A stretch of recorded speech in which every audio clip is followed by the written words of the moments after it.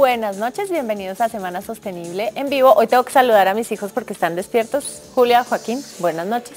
Lo que vimos ahorita en el principio fue un video institucional, datos que proporciona al final de su segundo mandato el gobierno de Juan Manuel Santos. Hoy vamos a hacer un balance con unos invitados de lujos de cómo han sido esos 8 años y qué le dejan al país y al siguiente gobierno. Tenemos a Elsa Matilde Escobar, directora de la Fundación Natura, que cumple 35 años por estos días. No todos. No, digamos que sí. Dejemos así. Dejémoslo así. Andrés Bermúdez, periodista en temas ambientales, que ha pasado por varios medios y que está haciendo trabajo muy interesante, no solo en temas ambientales, vale la pena notar. Y Rodrigo Botero, que es el director de la Fundación para la Conservación y el Desarrollo Sostenible y que es su tercera vez en el programa. Ya va a tocar meterlo a la nómina. Entonces, arranquemos quizás por un balance general.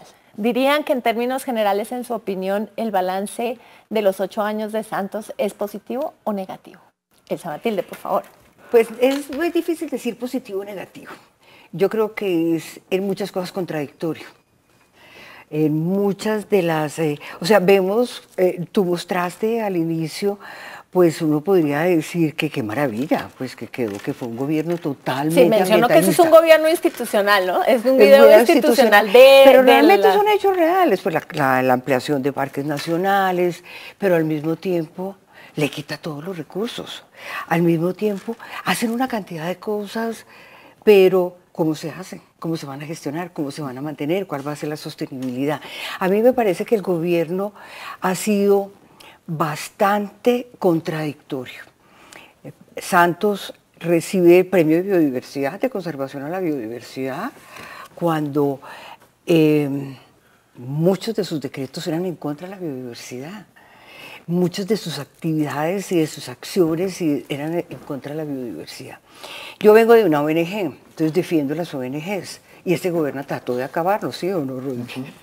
Trató de acabar las ONGs ambientales. Y lo peor es que sí tuvo un golpe muy duro a las ONGs pequeñas locales. ¿Te refieres al tema de la DIAN, del todo el proceso para las organizaciones, o hubo otras medidas? Yo tengo varias medidas. Yo tengo una, y de pronto este país no quiere las organizaciones nacionales. Ni el país, ni las instituciones, ni los gobiernos. Y las instituciones nacionales cada vez nos vemos y se ven más apretadas. Desaparecen de una manera increíble las grandes, las chiquitas y las medianas. ¿Qué pasa con la sal? La señora de la DIAN, muy satisfecha, dijo, eran 190,000 organizaciones de la sociedad civil y solamente quedaron 50,000. O sea, bajaron 140,000. ¿Qué significan esas 140,000? Es la gente que está en campo, la gente que está trabajando con pequeñas cosas, la gente que realmente hace por un gran amor ese trabajo. El 092, que no permite que las organizaciones de la sociedad civil contraten con el Estado, sino ponen el 30% en efectivo. Vemos esas organizaciones locales que el alcalde les da para que limpie la quebrada, para que haga un sendero, para que haga una pequeña iniciativa. Ya no se puede hacer. Ya no se puede. Y eso va a tener una repercusión muy grande. Sigamos con Rodrigo. Balance general. ¿Hacia qué lado se va? Vaso medio lleno. Lo que dice el de Matilde es cierto.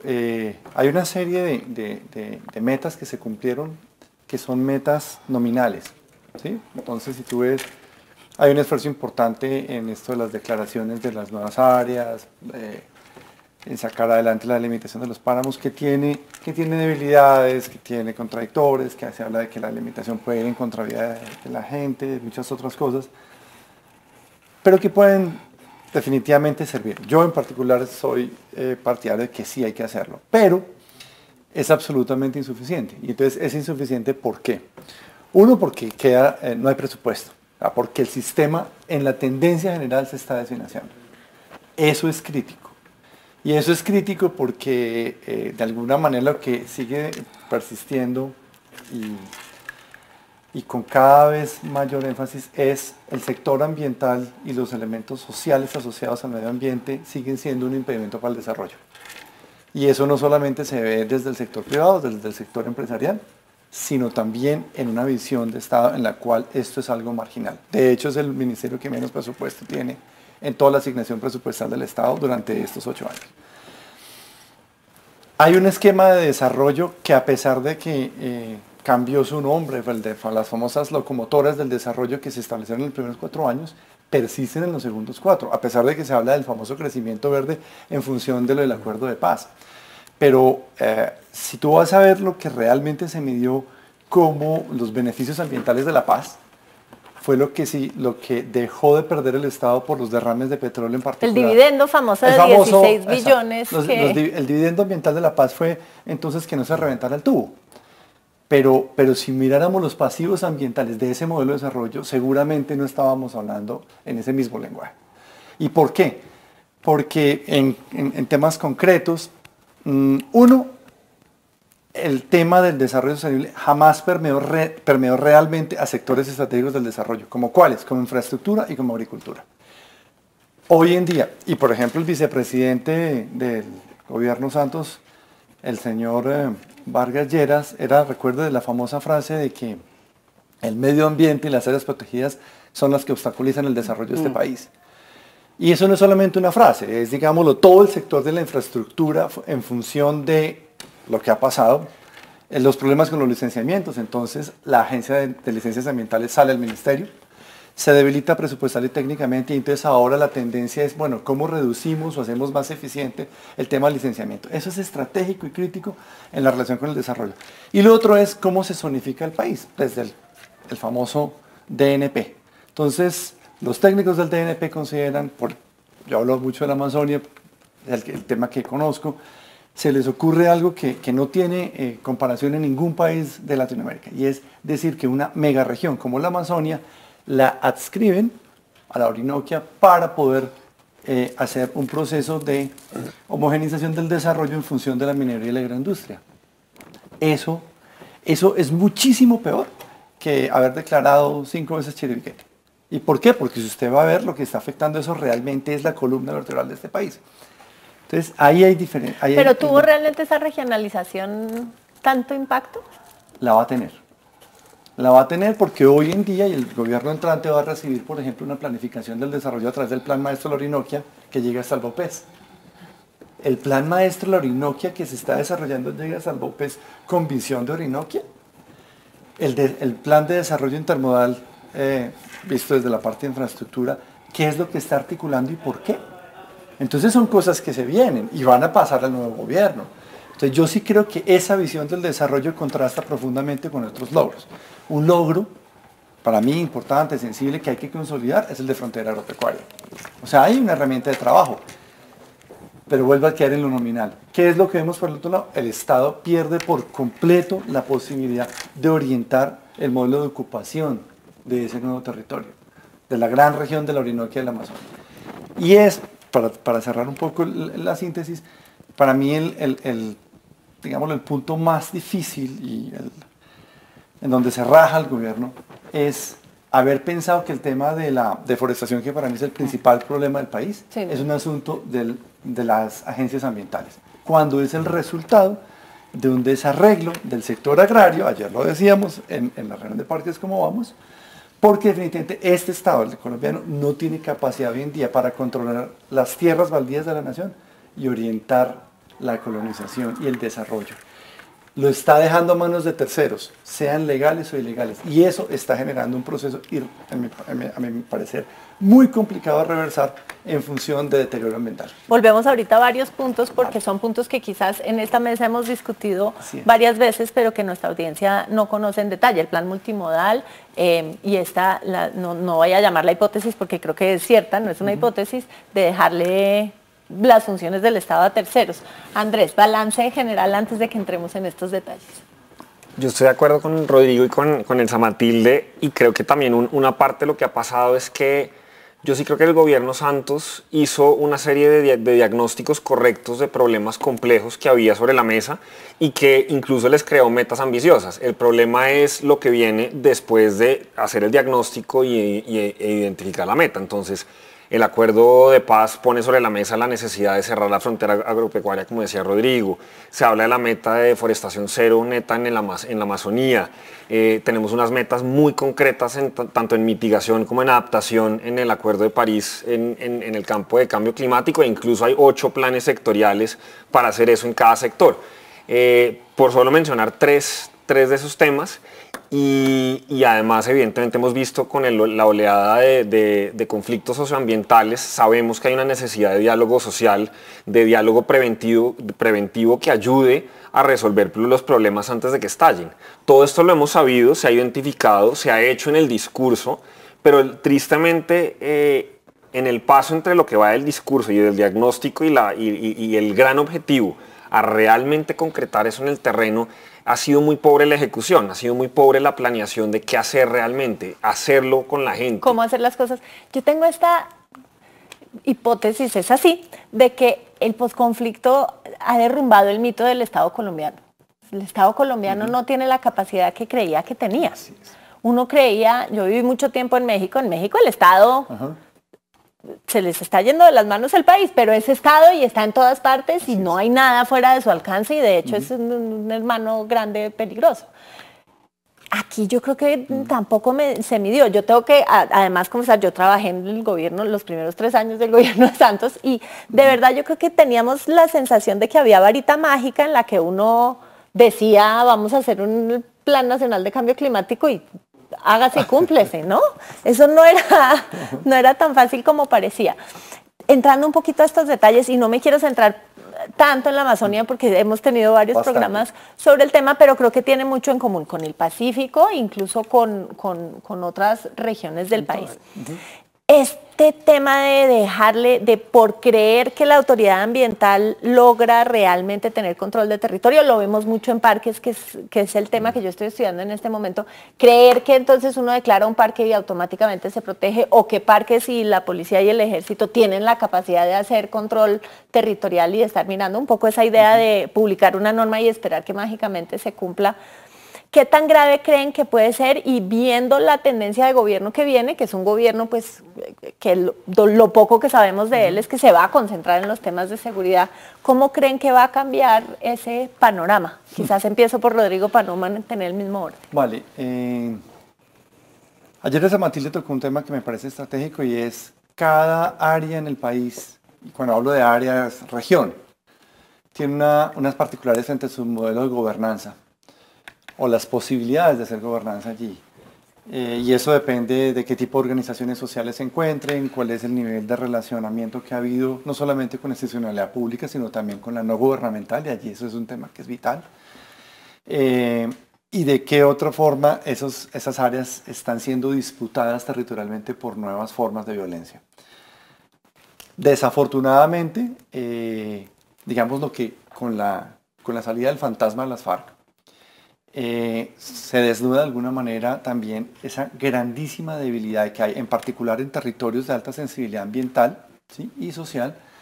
Esa debilidad del Estado es una debilidad que es general, va desde el instrumento más local que encontremos, ya en los corregimientos, las inspecciones, las veredas. Las licencias de construcción todo, para una casa. Todo, o sea, no hay un sitio del país en donde tú sientas, óyeme, aquí hay un ejercicio de gobernanza articulada. No, es muy difícil de encontrar. Obviamente habrá casos contados, pero en general no es un proceso que esté consolidado y que desafortunadamente, digámoslo, hoy lo que vemos es otra vez una retoma hacia el ejercicio de, bueno, el control territorial basado solamente en un ejercicio de autoridad. Y eso sospechamos que lo vemos, ¿no? Todavía no sabemos si lo vamos a ver. Pero independientemente, no necesariamente por el próximo año, puede ser por este mismo. Sí. Es más, aquí se está aplicando en muchas zonas. De hecho, el tema de cómo se ha manejado el tema de la protesta social en algunos casos asociados al tema de recursos naturales nos indica que aquí hay un modelo que está colapsando. Y pongo, por ejemplo, como un tema de fracaso, sí, por ejemplo, lo que ha sucedido con el tema de hidrocarburos. O sea, el tema de la política social y ambiental de hidrocarburos del país indicaría que algo está pasando, muy grave. Por habérselo dejado a las empresas y no hacer nada al Estado. Exactamente. O sea, esa tercerización otra vez de lo que un Estado debería hacer y controlar, dirigir y orientar, puesto en un tercero, finalmente deriva es en eso. Y hoy, obviamente, eso también ha sido parte de un proceso maniqueo. Óigame, todo esto del mundo dice no a ningún tipo de proyecto porque esa vaina, o sea, ya el punto al que estamos llegando es un nivel de polarización absoluta porque evidentemente se ha fracasado. Son terceros que están reemplazando entonces, al Estado, el Estado otra vez dejando otra vez por fuera su responsabilidad. Y yo creo que ahí es donde está el punto central que ojalá el próximo gobierno se dé a la tarea de identificar con más detalle que su aproximación territorial debe ser detallada. Ojalá. Andrés, tú tuviste la oportunidad en el proyecto, pues en varios proyectos que conozco que has hecho, de familiarizarte con el tema de los cultivos de uso ilícito y esa relación que hay entre medio ambiente, el mercado y el movimiento en esos cultivos y por supuesto la presencia de actores legales e ilegales en ese panorama. ¿Cómo va a cambiar, o sea, qué deja este gobierno en esa materia y qué tendrá que solucionar el siguiente? Yo creo que aunque el balance del programa de sustitución es agridulce, el diagnóstico era correcto de qué hacer y hay una cosa que va a ser muy importante tener en cuenta y que quizás es una de las primeras cosas que pueda cambiar con el nuevo gobierno, pero es la solución tiene que ser con la gente.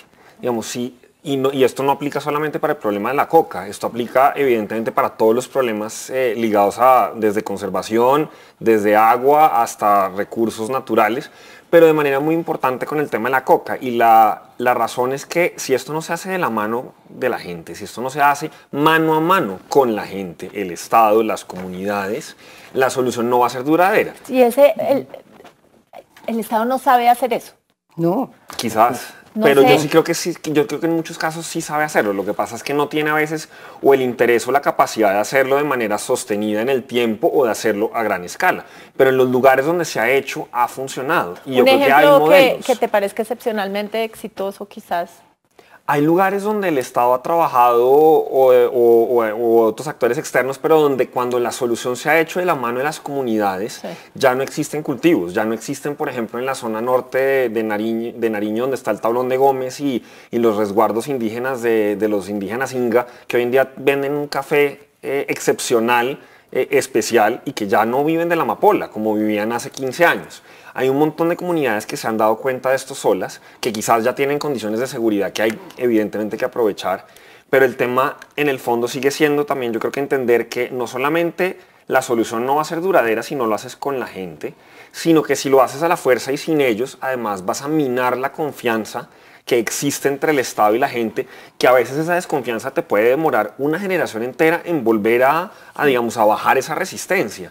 Y ese es el miedo del incumplimiento a los acuerdos, no solo al acuerdo en general con las FARC, sino a los acuerdos de sustitución, todo lo que estábamos hablando con funcionarios de parque recientemente, en todas esas nuevas declaratorias en la consulta previa, se acuerdan un montón de cosas y a la hora de que se cumplan después de la declaratoria, no hay manera de cumplirlas porque no hay presupuesto. El Zamatilde está haciendo gestos.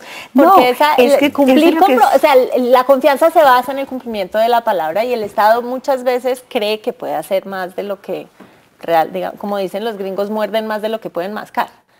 Yo estoy un poquito en desacuerdo con Andrés porque yo no creo que el Estado solo o el gobierno haga las grandes transformaciones.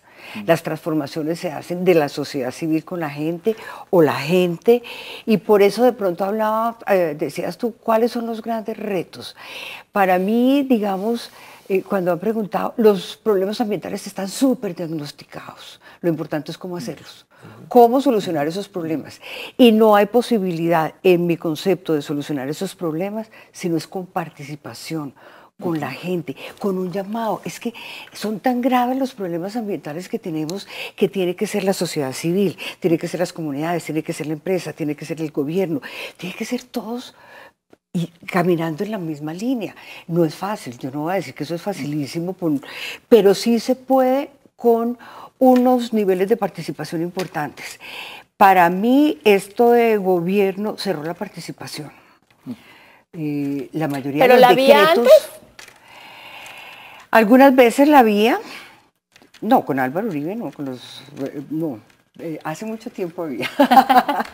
Porque es que Colombia fue modelo de participación Claro, social. está en la Constitución. Yo trabajé un rato Sí, en el claro. gobierno mexicano y hablábamos de los esquemas de acceso al principio 10 de Río. Colombia era como en los El temas de modelo. acceso a la información, acceso a la participación, modelo para toda Latinoamérica. Y cuando llegué a vivir aquí como que me pareció que no tanto. ¿Qué, No, pues ¿qué es que pasó? era tan de participación que, digamos, la creación del Ministerio de Medio Ambiente fue 2 años de consultas, de trabajo con la gente. Ahora, ¿qué es participación? Lo llaman a usted a un foro a presentarle o a una reunión, le presentan unos resultados de alguien que hace. Yo En tengo PowerPoint. No, de hace en el escritorio. Yo tengo varios ejemplos de cosas que nosotros hemos hecho con la gente y el ministerio contrata a una persona para que la haga en el escritorio. Y uno dice, pero un momento, eso no es lo que quiere la gente. Ah, no importa, pero no. Si no hay participación, si no hay concertación, si no utilizamos esa palabra que se llama, que ahora le decimos gobernanza, pero es trabajar con la gente, es su territorio, son los dueños de su territorio. Aquí nos pasa algo que creemos que las personas de Planación Nacional o de los ministerios son los dueños de los territorios. No, y son los que pueden tomar decisiones acerca de cómo intervenir y cómo llegar a su territorio. Eso y una cosa que es también otro mito que se derrumbó en este gobierno gracias a Odebrecht, que yo creo que en el fondo le debemos las gracias, y es el mito de que todos los funcionarios en las regiones son corruptos y todos los funcionarios del gobierno nacional son unos santos recién llegados de las universidades gringas. Yo creo que ese es un mito, claramente hay de todo de ambos lados, pero que la corrupción está en las regiones sí, francamente ya no es creíble. No, en absoluto. ¿Cómo creen, nos queda un minuto antes del corte, pero qué medida tomarían ustedes, ustedes son el presidente, o más bien nos queda para después porque ya nos vamos al corte, qué hacemos para fortalecer la participación permanentemente, sin pensar quién viene a la presidencia? Pensemos en esto durante el corte, ya volvemos. Volvemos entonces con el tema de participación, que creo que se ha vuelto recurrente y no somos ni los primeros en decirlo, pero sí en subrayar la importancia de que tanto los temas ambientales, los temas sociales, la implementación del proceso de paz se haga cada vez más de cerca con la gente. Elsa Matilde decía que ella tenía fórmulas para mejorar la participación. Hagamos una ronda rápida y seguimos haciendo balance. El fortalecimiento de lo nacional y lo local. El gobierno y la mayoría de las instancias no oyen lo nacional ni lo local. Cuando dices no oyen lo nacional, ¿es que oyen más a la comunidad internacional? Sí, totalmente. Y solamente este trabajo. O sea, un fortalecimiento de la sociedad civil, crear una masa crítica realmente que pueda participar, no asistir a invitaciones de foros o de reuniones, realmente pueda participar, es fortaleciendo lo local, fortaleciendo lo nacional, creyendo en nosotros. Sí, Y eso sí es un punto que yo recalco, y bueno, los que me conocen saben que es mi pelea de hace mucho tiempo, y es que si nosotros, ¿cómo vamos a crear país si no creemos en nosotros? Andrés, desde la perspectiva local, ¿cómo se fortalecen esos esquemas de participación en un escenario en el que por las relaciones de muchos años, el Estado, la presencia local del Estado desconfía de la sociedad civil? ¿Cómo se construye esa confianza? Yo creo que una de las cosas que hace falta, porque no es la única, son espacios reales de participación donde uno que sean horizontales, donde todos los actores estén sentados en cierta forma en igualdad de condiciones, y eso genera un diálogo real, un diálogo incidente, porque lo que estamos viendo es que son o diálogos verticales, donde el uno siente que está en una posición más alta que el otro, o simplemente son diálogos de sordos. Y entonces al final los pocos diálogos que estamos viendo son reactivos, y ya hay un problema, en vez de preventivos, que es alinear los intereses de todo el mundo y entender cómo se puede trabajar juntos. Y esto, entre otras cosas, podría ayudar a desactivar o al menos a prevenir muchos de los conflictos sociales y ambientales que hemos visto se han disparado en los últimos 4 años. Rodrigo, ¿de acuerdo con esa? ¿Qué le agregarías? Hay una cantidad de instancias de participación en este país. Hay nominales otra vez. Consejo Nacional de Planeación. Consejos municipales de desarrollo rural. De todo. Instancias de participación en los planes de manejo de las cuencas, de las microcuencas, de todo. O sea, todo. Pero hay una cultura, y yo coincido ahí con Elsa Matilde profundamente, hay una cultura gravísima de desconfianza de lo que es el ejercicio de gobierno con la participación social, vista como un elemento que o se vuelve fiscalizador o entorpecedor de las propuestas del desarrollo, y no vista precisamente como una forma de fortalecer y además de generar el consenso para que esas decisiones no solamente tengan el aval, sino también tengan el apoyo en función de los modelos de desarrollo que se proponen. Eso significa reconocer que la sociedad civil tiene elementos para aportar.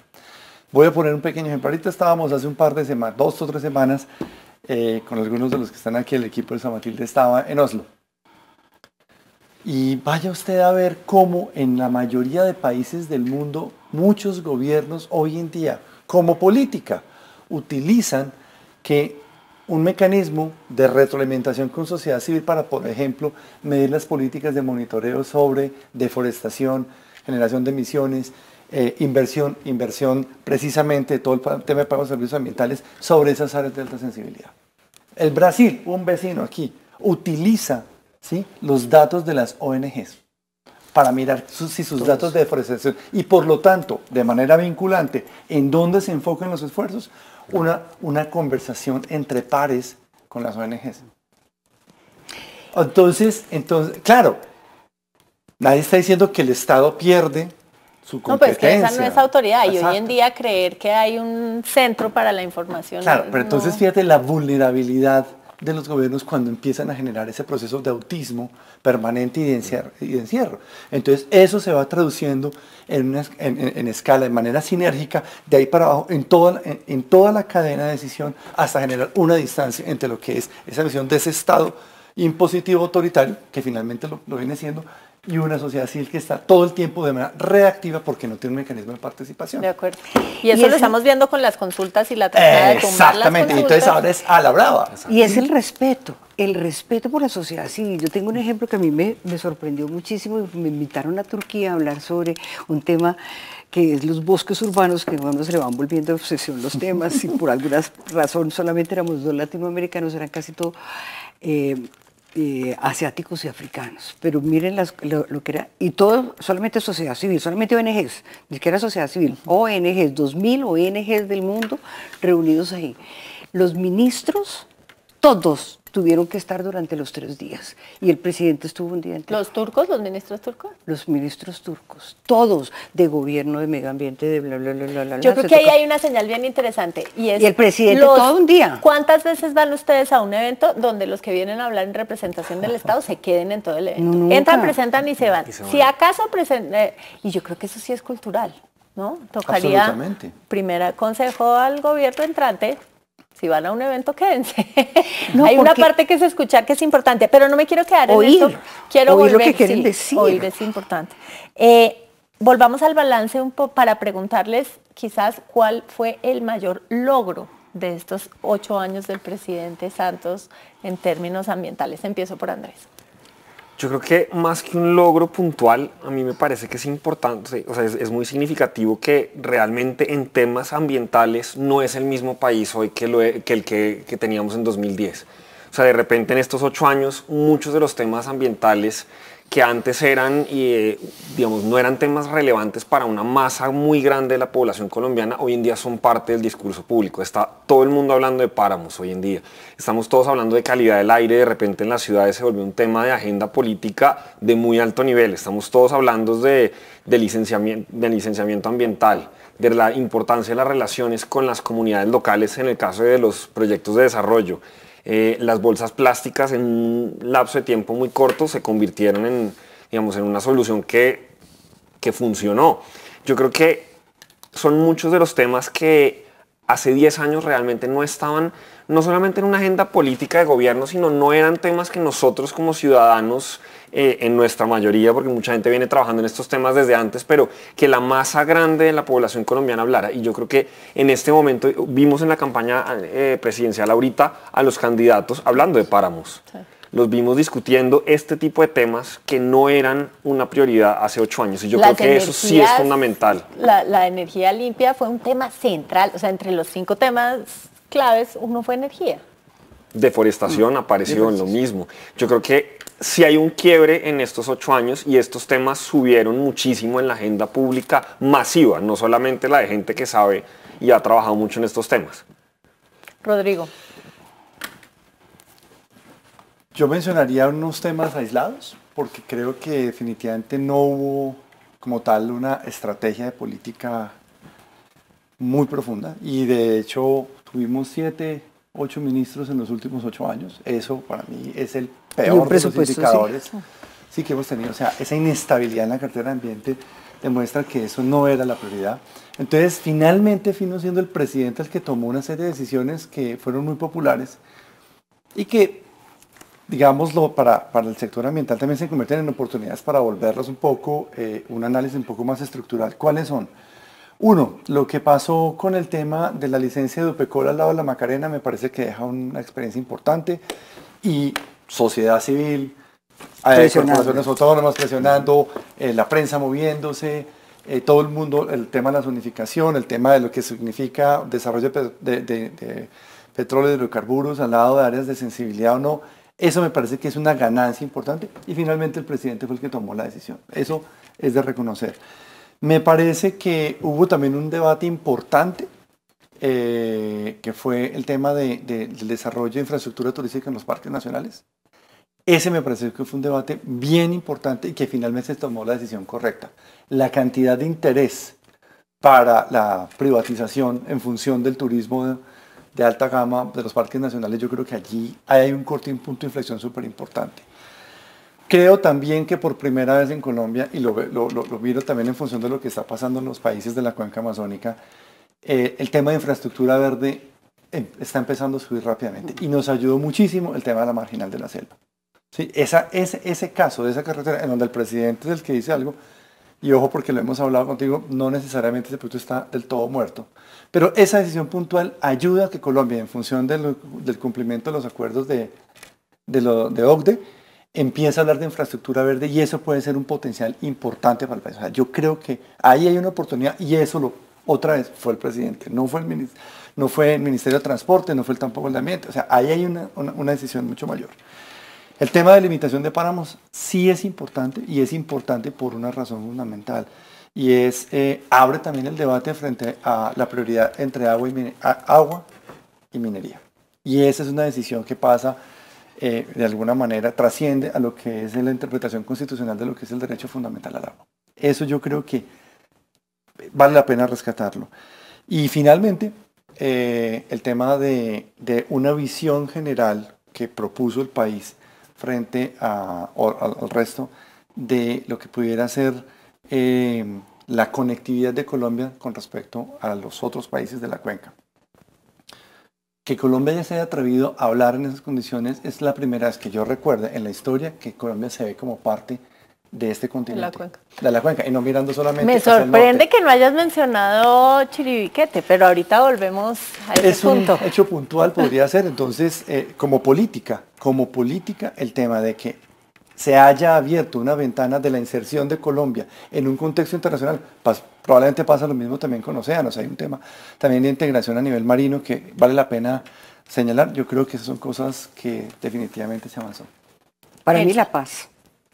Nosotros trabajamos en campo, donde de pronto era todo el mundo para Bogotá porque hay ataque a la guerrilla, donde teníamos que tener miles de protocolos de seguridad, donde no se podía andar por las carreteras a determinada hora, donde en el mar tampoco, donde había cada proyecto había que ir a negociarlo con la guerrilla, donde era la incertidumbre permanente de qué es lo que va a pasar, donde no nos creían internacionalmente que nosotros trabajáramos en campo.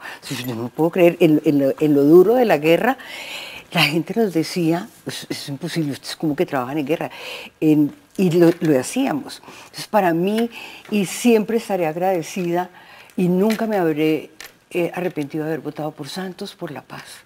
Porque es que nosotros fuimos secuestrados, nosotros tuvimos zonas vetadas, y el solo hecho de que el país no tenga los muertos que tiene, porque el lema de la fundación es nosotros conservamos la vida. y no solamente la vida de los animales y las flora y plantas, fauna. la vida, la vida. O sea que para mí el gran logro es haber firmado la paz. Yo voy a meter la cuchara porque yo tengo otros 3. Yo creo que resucitar al ministerio no fue un tema menor. Así es. Vivir, digamos, los 8 años de Uribe sin Ministerio de Ambiente porque es que no había. Así es. Es decir, que dependiera en la lista de prioridades llegar entre agua y vivienda finalmente a los temas de ambiente era muy complicado. El impuesto al carbono, yo sé que no es la fuente más importante de recursos ni le quedó todo al sector ambiental, porque no estuvo pensada así y porque la paz nos está saliendo mucho más cara de lo que se había presupuestado, pero fija un tema y es que nosotros nunca habíamos tenido una herramienta económica realmente ambiciosa para internalizar las externalidades ambientales en el sector privado. Entonces, y va a ir subiendo y confío en que se va a integrar el carbón. Entonces yo creo que esa es importante. Yo sí creo que las ampliaciones de áreas protegidas les faltó plata, pero por lo menos quedaron ahí. Sí. Entonces metí la cucharada de mala moderadora, pero me parece que valía la pena mencionarlas, porque además es como siento que esta epidemia de pesimismo hay que rescatar todo lo posible. Pero toca llegar a lo negativo también. ¿Cuál habrá sido el mayor error? Empiezo por Elsa, no le di tiempo de pensar. Pero ya los hemos dicho mucho. Sí, ¿Lo repetimos? pero como en la escala de entre todos, ¿cuál sería ese La falta de la acción. O sea, mucho decreto, mucha cosa, pero ¿dónde está el accionar? Y la falta de trabajo con la gente. Y el debilitamiento que hizo de lo local. Andrés. Yo estoy de acuerdo con Elsa Matilde, que es la falta de trabajo con la gente, que se ve desde la manera como nos aproximamos al problema de los páramos hasta el de la sustitución. Sí. Como esa falta de entender que la solución es conjunta. Y que si no se hace mano a mano entre todos, realmente no va a ser sostenible. Rodrigo. La falta de presencia territorial.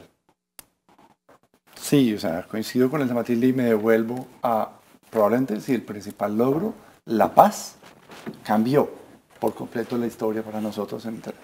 Pero esa paz está rápidamente convirtiéndose de nuevo en un ciclo de violencia y es, para mí, aterrador que este gobierno con semejante esfuerzo esté perdiendo esta oportunidad.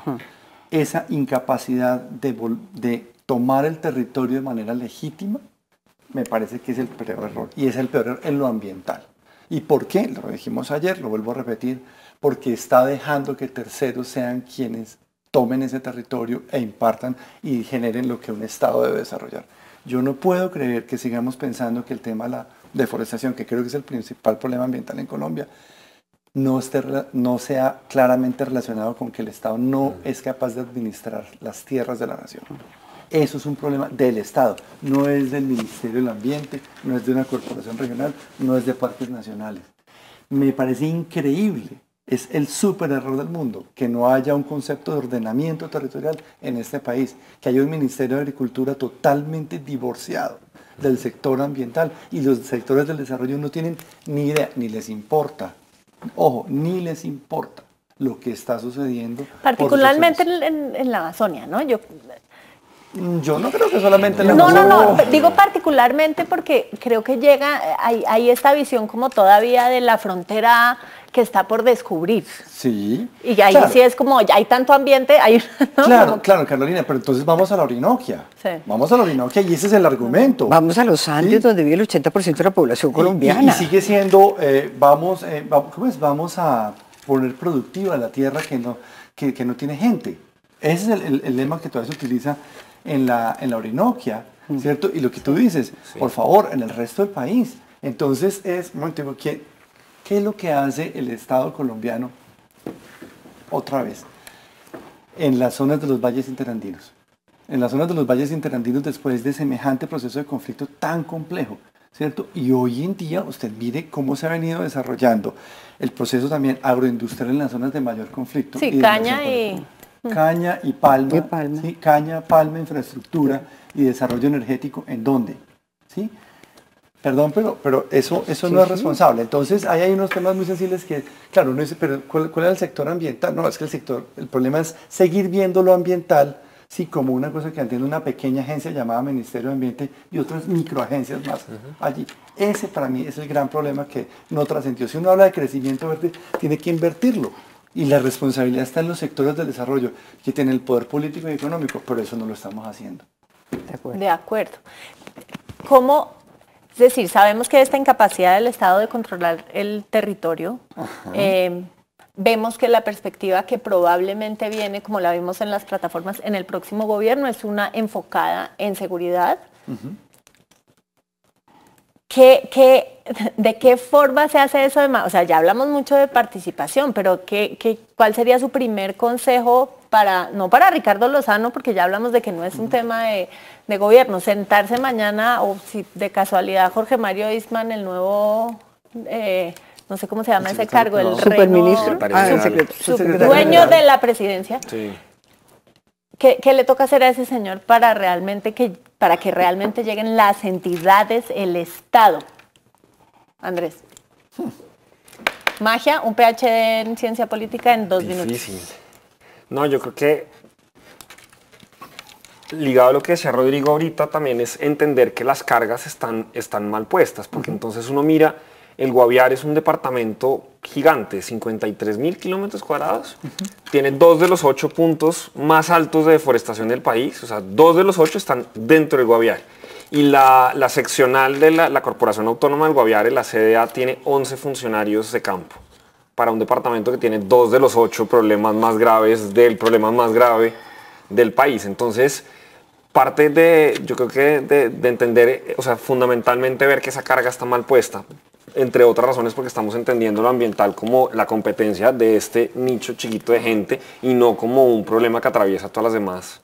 Entonces yo creo que tienen que fundamentalmente entender eso también para comenzar. ¿A quién le están pidiendo que solucione este problema? De acuerdo, de acuerdo. Pues yo diría que es poner a funcionar lo que existe. Existe un Consejo Nacional de Planeación, un Consejo Nacional Ambiental, donde supuestamente están sentados todos los ministerios. ¿Quién sabe? ¿Tú sabes qué pasa en el Consejo Nacional Ambiental? ¿El Consejo Ambiental se ha citado? Ni idea, pero entonces ¿por qué no poner a funcionar? Porque la ley 99 lo puso. Sí, señor. Dijo, ¿Y funcionó alguna vez? Yo creo que nunca. No tengo constancia porque además no sé, hay un representante de ONG, no tengo ni idea quién es, hay un representante. El SINA. El SINA siempre ha sido mostrado en el mundo entero como el esquema perfecto para la participación y la gobernanza. Pero el SINA, que era una pirámide, se quedó en la punta de la pirámide. El SINA se quedó en el ministerio, las corporaciones y los institutos de investigación. Y resulta que el SINA, realmente si fuera comunidades, academias y ONGs, sería algo que funcionaría. El Consejo Nacional de Planeación, la parte ambiental está sentada a medio ir, pero los que toman las decisiones sobre planeación, y tú lo sabes mejor, son los otros sectores, no se oye.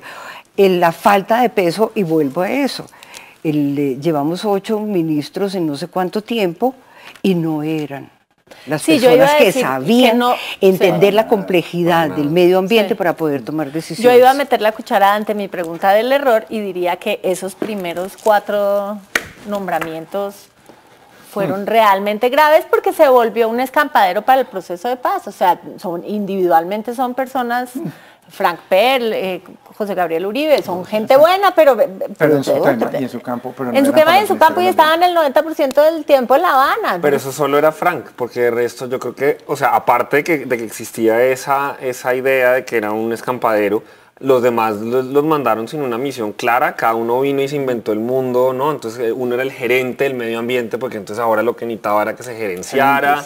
Un montón de inventos discursivos que realmente lo único que hacían era esconder que esta gente no entendía la complejidad de los problemas y de nuevo lo simplificábamos. Yo no creo que La Paz ahí tuviera la culpa, salvo en ese único caso. No es echarle la culpa a La Paz. Lo que pasa es que pues Frank alcanzó a durar 2 años.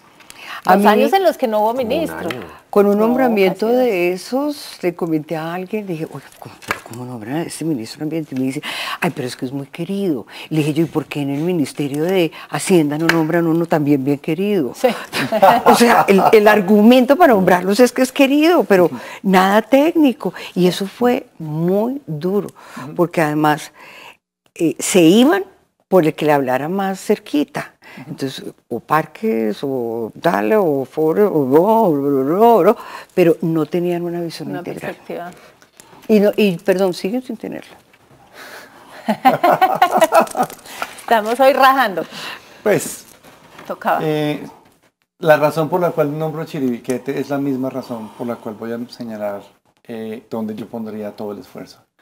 Y es que se hizo Chiribiquete, que es a nivel mundial un super éxito, pero también es un terrible ejemplo de cómo una cosa se puede desmoronar en segundos. En segundos. Entonces, antes de que lo hayamos declarado, ya se está desmoronando. Y ese desmoronando no es que nadie lo sepa. Este gobierno lo sabe. Todas sus instituciones lo saben. Y no se ha hecho lo suficiente ni lo necesario. Pero ¿cuál es el detener. desmoronamiento, Rodrigo? ¿Qué está pasando? Que se lo están comiendo. ¿Sí? Que se lo están comiendo. Que estamos viendo cómo hay una serie de poderes que se comen bocados enteros del territorio y nadie dice nada. O sea, yo no lo puedo creer. Que nadie se esté dando cuenta cómo hay gente que está comprando en un mercado informal o ilegal de tierras grandes cantidades de territorio que van rumbo para Chiribiquete, que están poniendo una cantidad de gente adelante, que se lo está tragando, que no lo terminamos de declarar cuando ya se lo estaban tragando y la gente sigue comprando y la gente sigue metiendo cosas y se sigue metiendo inversión. Pero yo vuelvo a la pregunta que pública, siempre privada. hago ante eso y es ¿cuál es la expectativa de esas personas? ¿El valor de la tenencia en sí mismo? O sea, ¿poder usar la tierra Son o hay una todas. mezcla? Claro, hay una mezcla de todo, por supuesto. Pero es que, perdona, es de los pocos países del mundo donde el valor de la tierra vale cero. Eso hace rentable cualquier negocio. Cualquiera. Claro. Uno. Sí. Entonces, por eso las famosas marcas amazónicas que dice que toda la parte de ambiental dice, no, eso no sirve para nada, eso no... Perdón, es que con el valor de la tierra cero, Cuidado. eso sí funciona, y funciona bastante. Y funciona además en modelos extensivos, número uno. Número dos, si tú además de tener la compra de tierras, tú le pones a esto una carretera, al otro día de ponérsela, así sea una trocha, se te duplica el precio. Eso es negocio. De cero a... De cero a mucho. Sí. Sí, si además de eso, entonces tú tienes a la gente aquí, entonces empiezas a hacer control político, ¿cierto? Porque controlas las juntas veredales, porque controlas la inversión pública, porque ahora tienes concejales, tienes poder político y territorial. Y de ahí para adelante podemos seguir. Entonces, son muchas las cosas que se mueven allí, está ocurriendo en las narices de todos y terminamos, como tú lo viste ayer, en capturas de señores con motosierra. O sea, eso es una fábula. Andrés. Y yo creo que Nos complementando, queda un minuto de intervenciones complementando corticas para lo que dice Rodrigo, el sistema de parques es el 11% del territorio y es fundamental preservar ese 11% del territorio, pero ¿qué pasa con el otro 89% del territorio colombiano? También requiere gestión ambiental inteligente, también requiere trabajo con la gente para que eso se conserve. Y a veces el riesgo de hablar solo de las declaratorias es que creemos que con solo preservar ese sistema de 59 parques estamos listos. Cuando, como bien ha trabajado la Fundación de Rodrigo, si no hay conectividad entre esos parques, todo el sistema se cae. Elsa, una última, el reto, la primera tarea que le queda al gobierno Duque. Poder concertar con los sectores, oír, respetar y asumir el conocimiento nacional y local. Y yo creo que ahí tiene un gran reto y es hacer ciencia.